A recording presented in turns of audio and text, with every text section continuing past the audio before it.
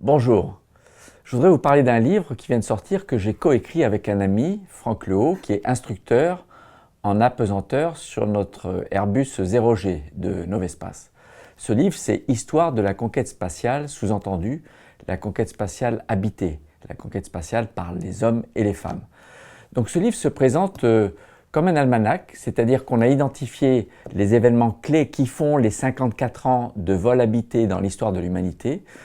Et pour chaque événement clé, il y a l'année et des anecdotes. Une petite histoire qui tient moins d'une page, face à laquelle il y a beaucoup de photos. Et au milieu de ces événements, il y a parfois ce qu'on appelle des encarts. Je vous raconte dans ces encarts ce qu'est la vie à bord, le travail à bord, comment on lave, on mange, on dort, comment on se prépare, qui peut devenir astronaute, quels sont les effets de l'apesanteur sur le corps humain.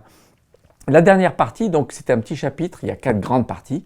La dernière, c'est au-delà de 2015, donc c'est ce qui va se passer à partir de maintenant. Donc je ne peux pas le prédire, on peut deviner quelles sont les grandes lignes. L'homme sur Mars dans une cinquantaine d'années, peut-être l'ascenseur spatial ou des exploitations minières de la Lune, de Mars, d'astéroïdes dans 150, 200 ans, qui sait. Voilà, c'est juste pour ouvrir l'imagination.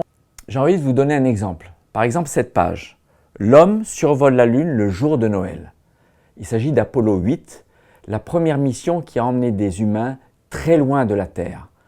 Donc en orbite autour de la Lune à 400 000 km. Pour la première fois, des humains n'ont plus vu la Terre pendant un certain temps, une vingtaine de minutes. Et surtout, ils ont observé un lever de Terre sur l'horizon lunaire qui les a totalement chamboulés. La fameuse phrase de Bill Anders, « Nous étions partis pour étudier la Lune et ce que nous avons découvert, c'est notre propre planète. » Et c'est cette image qui a marqué l'humanité au point que l'ONU a créé la première branche environnementaliste à l'ONU et qui a développé et fait démarrer tous ces mouvements de prise de conscience que la Terre est un vaisseau spatial isolé, unique, qui abrite la vie dans une immensité noire du cosmos. Je dis noir parce que, comme je le dis dans ce livre, si on ne pense pas à éteindre toutes les lumières dans le cockpit, on ne voit pas les étoiles. On a l'impression que la Terre est isolée dans le noir profond, vide de tout du cosmos, à part juste le Soleil et la Lune. Voilà, donc le beau lever de terre de 1968, le jour de Noël, un très beau cadeau.